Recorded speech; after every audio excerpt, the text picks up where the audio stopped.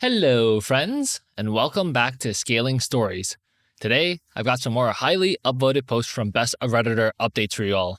Like always, I'll be reading you the posts and giving you my opinions, and I'll also be working on building up my Minecraft world at the same time, so I hope you enjoy. Also, I'm currently only in Spotify's creator program, so watching on there would help me out a ton. Thank you so much for your support. Today's first story comes from the Relationships subreddit. It was posted by Julie586 on May 31st, 2016, and was titled, Me, 22 female, with my fellow student, 22 female, is trying to blackmail me into writing her thesis. I'm at my wit's end with this very effed up situation with my fellow student Danielle. I will be a bit vague here because a lot of my friends use Reddit. Danielle and I are in college. We're both working on our bachelor's degree. We started out as friends, but our relationship got a bit weird. She was often acting really entitled and like I had to cater to her every need. She would also scream at me often, especially when we were out partying. Because of that, I decided not to spend any more time with her around last Christmas. However, in the 2 years I was friends with her, she naturally learned a lot about me. Some of those things could definitely get me into legal trouble. I haven't talked to Danielle in a few months, but I heard that she is having trouble keeping up with her courses. A few weeks ago, she showed up at my place, drunk, and told me that she expects me to write her thesis. It's a 50-page essay we have to hand in by July, and it will be crucial to finishing our degrees. Or else she will tell everyone, including the police, about the stuff I did. And yes, she also has proof. I thought it was a stupid joke or that she was just super drunk until I came home yesterday and found a note from her saying the exact same thing and a USB stick with her working title and some ebooks I should include in my writing. Reddit. What do I do here? Write the damn thing for her? Don't? And risk her going to the police? I can't really risk that, though. She could get me in serious trouble. I have spoken to one friend of mine and he told me to write it, but write it badly. I don't know if that's such a good idea. Also, I'll still have to finish my own thesis. I have no idea if I will even be able to write hers in time. Scaling Stories Corner. So, I'm not sure what legal trouble OP is talking about, but I think in this situation, it doesn't matter what kind of trouble you can get in, you can never give in to blackmail. The reason being is that, okay, let's say you're scared of getting in trouble and you decide to write this 50-page essay. Also, by the way, 50 pages? Like, holy crap. Like, Danielle must really think like OP is like a gigantic piece of crap if she can like just literally walk up to her former friend and be like, yo, you have to write these 50 pages for me or like I'm sending you to jail. Like, that's crazy. But yeah, so anyway, let's say you write the 50 pages, right? And you hand the 50 pages to Danielle. Now Danielle goes, okay, write me 50 pages for class number 2. Or do this, or do that, and I'm still going to blackmail you. You know? It's like a never-ending loop. And yeah, you can say that you can report Danielle afterwards, but she can still report you to the police regardless. I mean, you might as well report her now for trying to blackmail you, because her reporting you is going to happen no matter what then. And like, if it was really bad legal trouble stuff, then I don't really know what else to say except like, damn, I wish you wouldn't have done that in the first place. Or I wish you wouldn't have done that in the first place and also have been friends with someone like Danielle. Hello? I just thought about another good comparison that I wanted to include. This is like if someone gets like nudes of you, right? Say like someone catfished pictures from you, let's say, right? And they say, hey, you have to send me $500 or I'm going to send this to all your friends and family and your workplace. And you give them $500, and then they're like, okay, bet, now send $1,000, or I'm going to do the same exact thing. You can see how like it's like a never-ending loop, right? If you give into blackmail, like you're always going to lose out in the end. Now, here are some of the top/relevant comments from the original post. Commenter 1 says, what is the evidence she has against you? Are we talking about a photo of you smoking weed or footage of an armed robbery? It really makes a difference. OP adds an edit to her post. I was hoping I didn't have to say what I did, but here goes. I had a short fling with one of the assistant professors. He didn't know I was a student there, though. It was a complicated situation. Anyway, I got my hands on some exam sheets and sent them to several friends, including Danielle.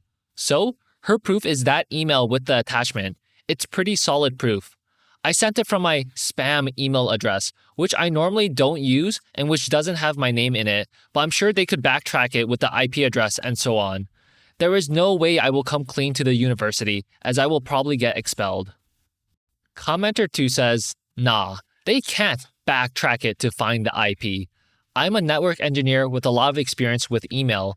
Whoever is your email provider, i.e. Google if you use Gmail, would have logs of the IP address you were using when you sent your emails and your IP address for when you checked your email. How long they keep those logs vary from provider to provider, but it isn't going to be something they keep for years. The person and email provider you send email to, however, would not know your IP address. They only know the IP of your email provider.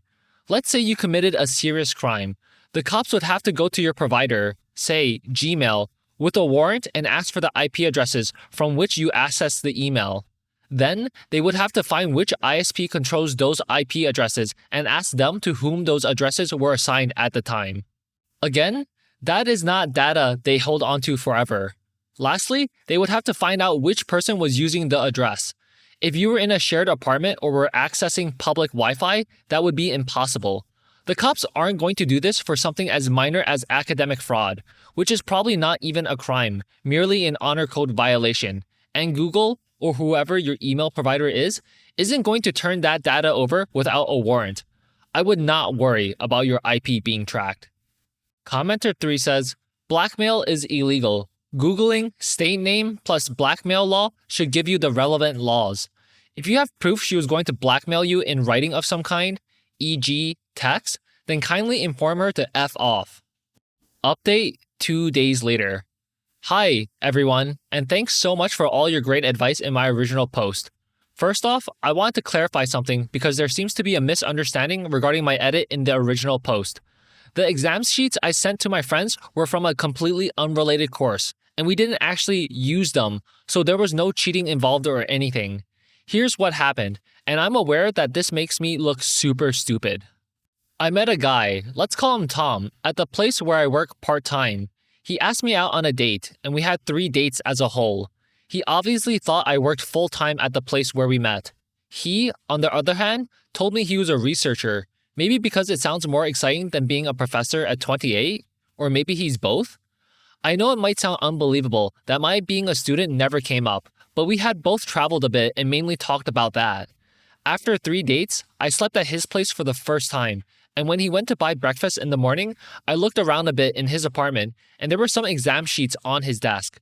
There was one with the answer key and then some exams that had already been taken by students, so he was correcting those tests.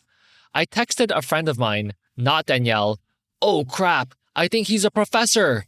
Friend texts back, "No way, he's too young." Proof?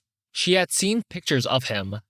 I then took a picture of the answer sheet and sent an email to 4 friends of mine, including Danielle, writing something really douchey along the lines of, "This is how you get yourself through college" or something.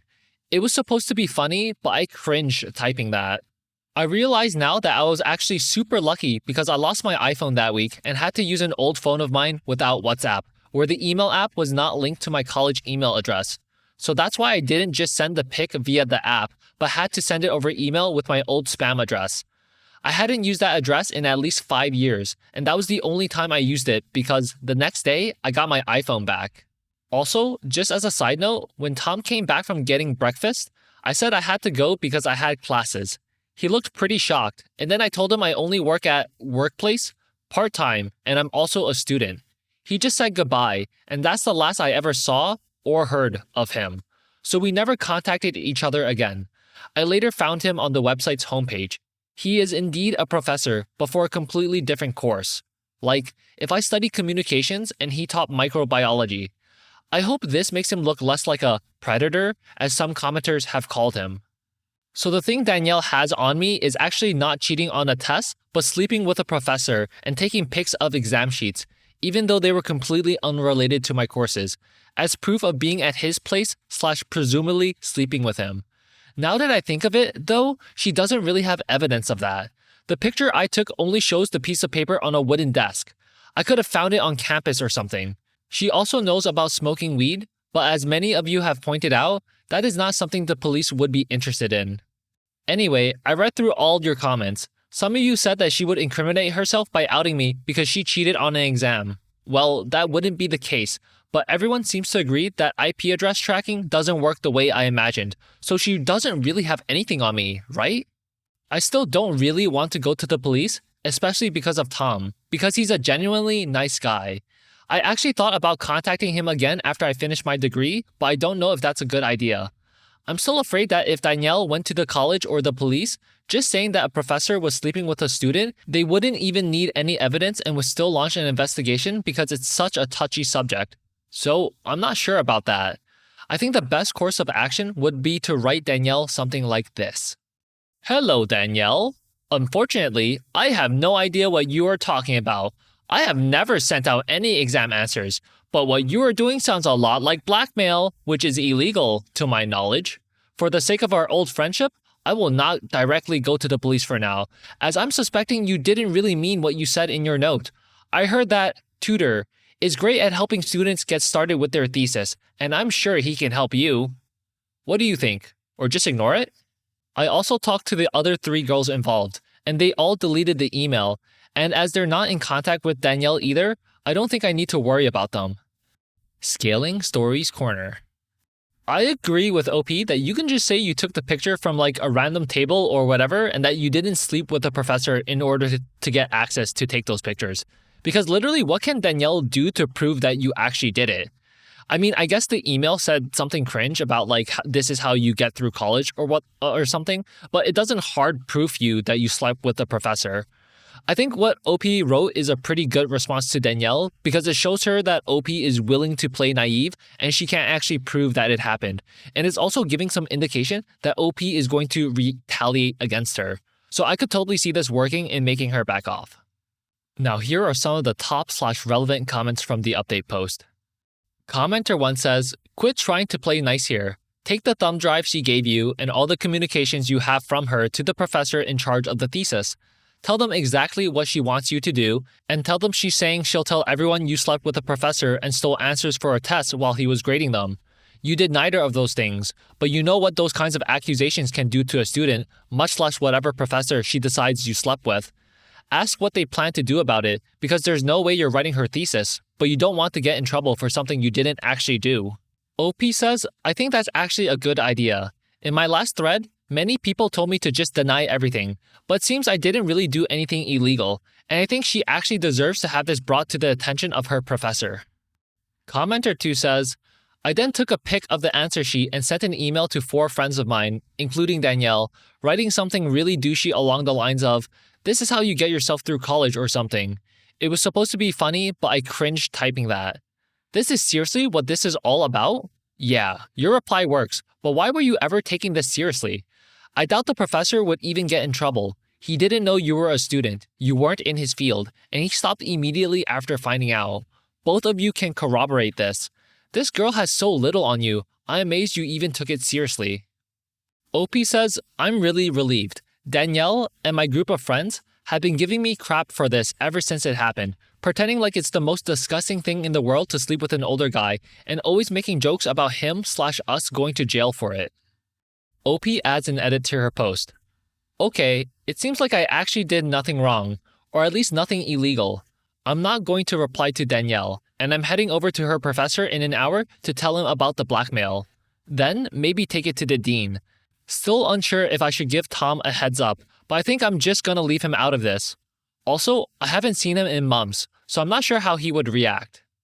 OP adds a second edit to her post. "So, I just came back from the professor, Danielle's thesis advisor.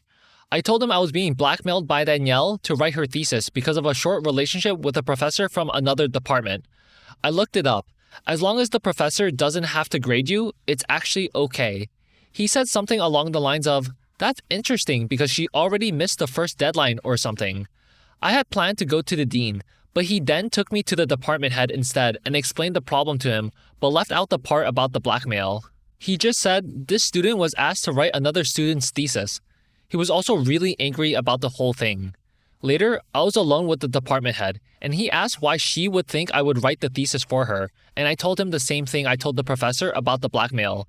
Now, the department head actually asked me who I had this relationship with, and I said I wasn't comfortable saying, but he was from another department altogether, and that was it.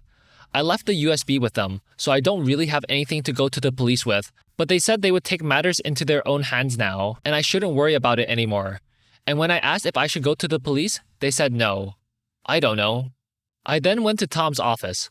I was super nervous about talking to him, but I just wanted to let him know, in case Danielle said anything crazy. So, I got there, and he was pretty surprised to see me, and I kinda told him the whole thing. I didn't mention the pics though, and he reacted pretty okay. He told me he was sorry he never called again, but when I said I was a student, he kinda panicked and deleted all our texts and my number, and then he talked to his head of department, who told him it's actually no big deal, but then he had already deleted my number. Then I asked him if he wanted my number again, and he said he has a girlfriend now. So, that was pretty embarrassing, but I kinda laughed it off, and here we are. I blocked Danielle, by the way. Okay friends, so that concludes our first story of the day. Next up, we have a story from the Am I Overreacting subreddit. It was posted by CricketCaller on April 20th, 2026, and was titled, Am I Overreacting if I divorced over him asking to open our relationship and then gaslighting me? Editor's note, OP included text messages that will be included at the end of the post. Okay, so here's some context, since I don't think the messages can fully stand alone. My 27 female, husband, 28 male, and I have only been married for 6 months. We have a 1-month-old baby girl. Today, 2 of our college friends came over unannounced to meet the baby. I was very frustrated by this and assumed he had invited them because he didn't seem at all surprised when they showed up. I had a very difficult pregnancy and have been having a horrible time recovering, so I really just wanted to rest. One of the 2 college friends is a woman my husband used, to have a crush on. This isn't something we've really directly talked about, but it was just basic knowledge in our shared circles in college. They still keep in contact, but I wasn't aware it was high contact or even really still a friendship. After they left, I was a bit grouchy, and my husband could tell. He had to go to work later that night and was texting me while on a short break. This is that conversation. He asked me about dating others out of the blue. I'm accepting of polyamory, and he does know that, but I have never expressed any interest in that for myself. Am I overreacting for considering a divorce here? Transcription of text messages. Husband, it's a conversation we have to have in general anyway. OP, fine.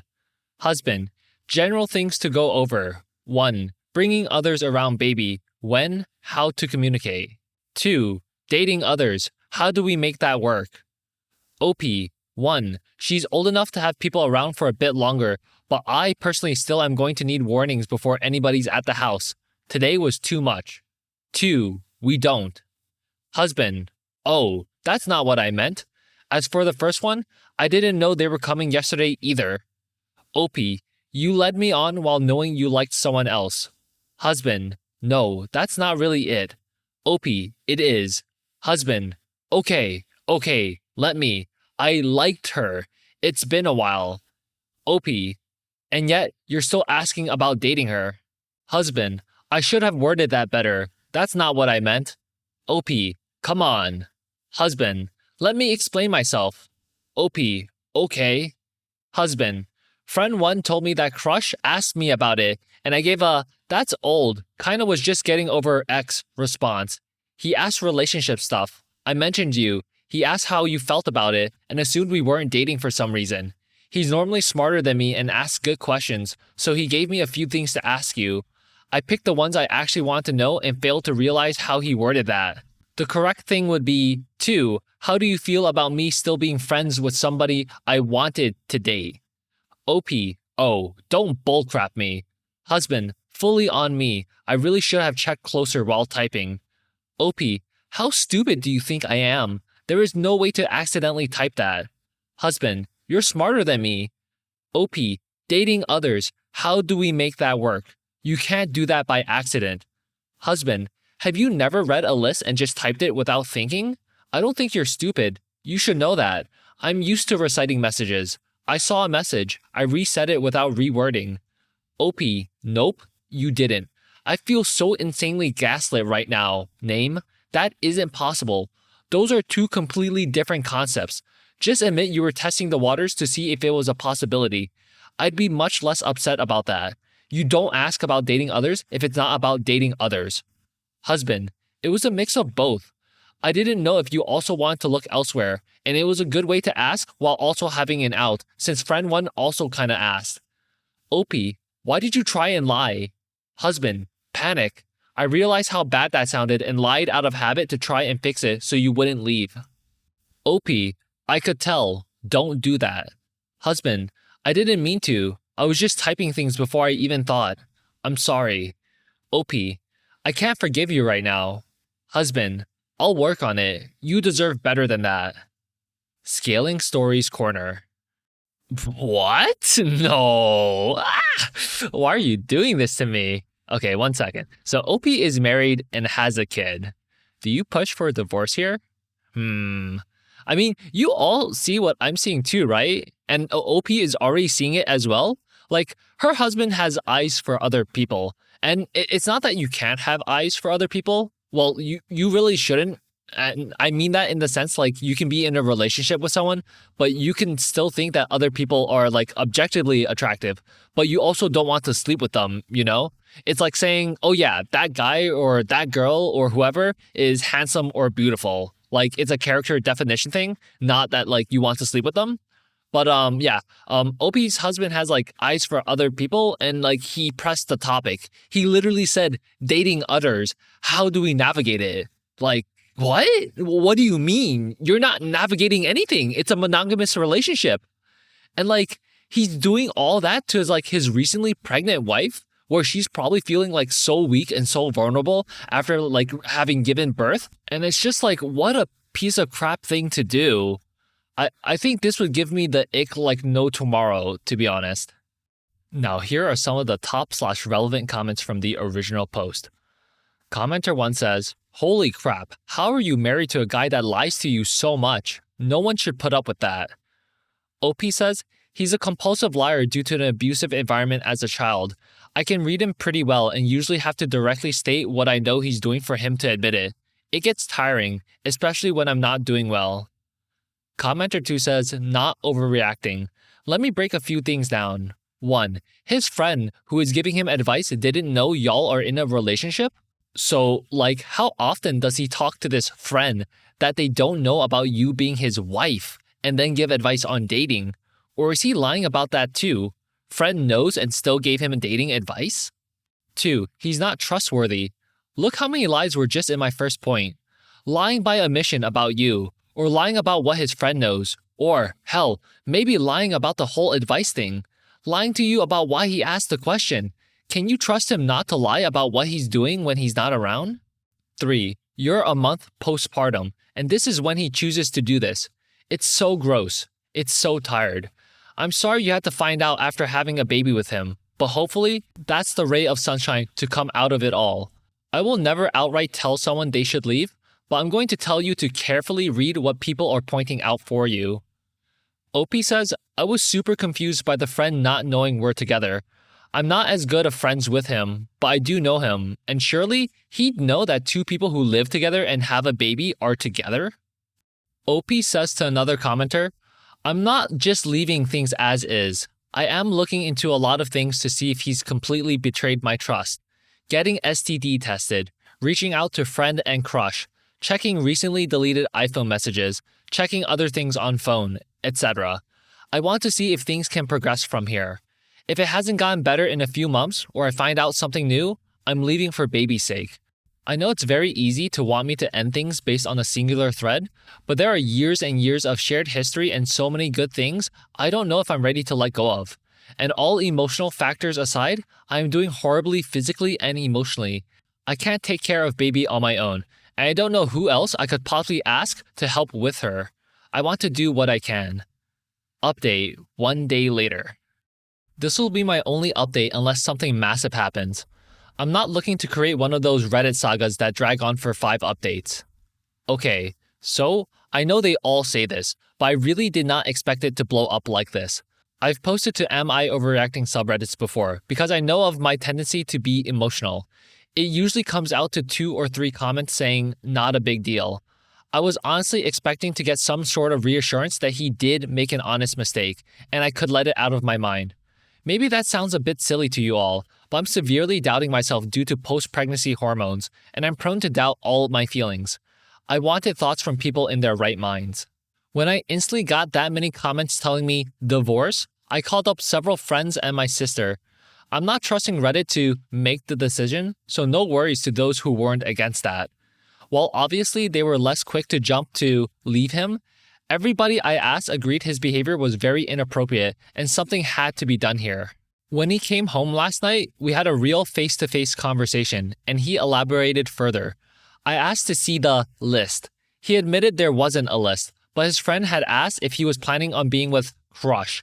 I asked why friend hadn't known we were together. He said that friend didn't know we were in a close relationship. He couldn't explain why. I asked about more things, but it was mostly me expressing how hurt I felt. He seemed to understand it and started to feel really bad for it.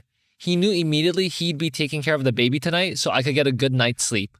I was too stressed for it, really, but I appreciated the gesture. I've explained to him that I'm deeply uncomfortable with him being with others and will never be open to it. He says that's okay. I told him that I wanted to look through his phone, and he let me. He had very sparse messages with both Crush and Friend. I'm unsure if they just don't text much or if he deleted things. There's no way to know, so I left that factor be. I also told him I wanted him to get therapy, which he easily agreed to. I know it's not what most of you wanted, but I'm not jumping straight to divorce. Our face-to-face interaction went better than the text one, and I really believe he can change. I want the baby to have her father. Answering some questions that came up repeatedly, quickly. Why did this happen over text? I don't know. He says he's more comfortable when he has time to gather his thoughts. I'd prefer it to be face-to-face and told him as much. But you said you were accepting of polyamory? Yes. Like how I'm accepting of gay marriage, it doesn't mean I'm gay or want a gay marriage for myself. I just support other people's right to it. I thought this may have been how he got the idea I would be okay with this. Why did you marry him?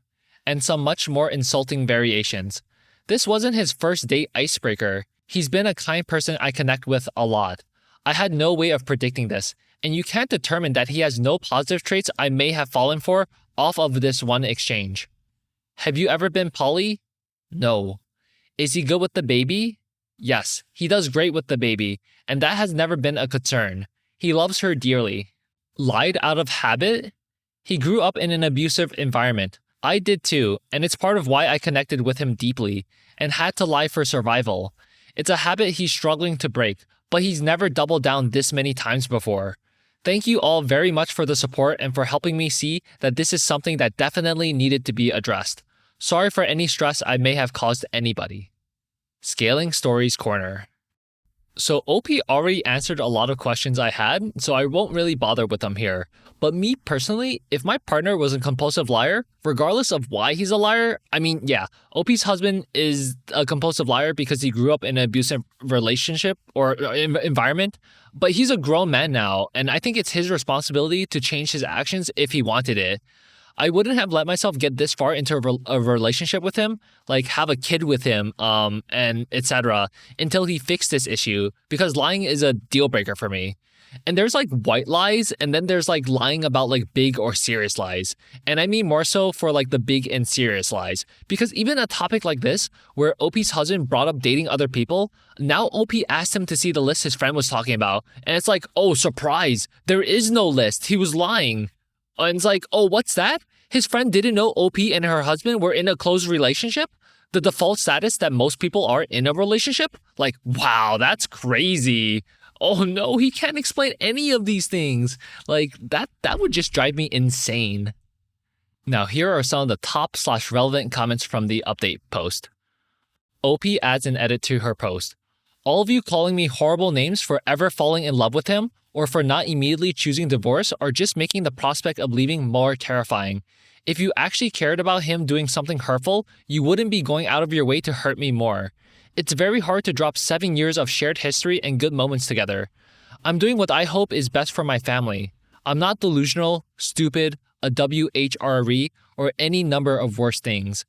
I am taking time to understand the situation properly and see what can be done, rather than instantly writing divorce papers. Second update, 1 week later. I did my own research. I actually found all of this a couple of days ago, but my priority hasn't really been Reddit. I'm still not sure if physical cheating was involved, but I can confirm that he was telling both crush and friend that we were in the process of getting a divorce and he was basically single. They seemed shocked to learn this wasn't true. There were deleted texts as well. Thanks to everybody who told me how to see these. Nothing overly romantic with crush, but the kinds of texts that just sound flirty, even without anything being explicitly said. You hang up, no you hang up type of tone. Obviously, now we are in the process of getting a divorce, and he is basically single. The baby and I will be fine. I'll be staying with my sister, which isn't ideal, but I'm in too much pain to manage the baby alone. Comments are locked now, and I doubt anybody will even see this. But for the "I told you so" crowd, I'm very glad I took my time to see what was happening and do research before immediately jumping into a divorce. I had hoped the discrepancies were caused by his compulsive lying issue, which was a mental health problem that could be fixed. Infidelity, or attempted infidelity, is not something I've ever seen a therapist fix, and it's not something I'll stay through. But for my own mental health, knowing is so much better than thinking. I didn't want to live with that self-doubt forever, and I'm glad I won't have to now. Not making any further updates unless my soon-to-be ex kills a man or the like. The divorce proceedings don't seem very relevant to the story. Thank you all for the insight. Scaling Stories Corner. Well, I'm glad OP found out for sure about her husband lying to her and that he was in fact trying to cheat on her, and it wasn't just, oh, he's just a compulsive liar, blah, blah, blah. Even though you already know what I think about the lying thing. And that's also the problem, right? Like, if he has this excuse that he's a compulsive liar, he can just do the actual thing, like cheating in this case. And if he's ever caught, it's like, oh, see, it's just my little lying quirk. Like, nothing bad's actually happening, haha. And it's like, oh, what was my pitch, my tone of voice right there? We might need to delete that. But in all seriousness, like, that really sucks for OP. And it's terrible that her husband was a piece of crap who couldn't focus on like his own family. Hopefully she's blessed with good luck going forward, because that's just tough. That's difficult. Okay, friends, so that concludes today's video. Leave a like and comment down below to let me know what you thought of it, and I'll see you again tomorrow. Take care.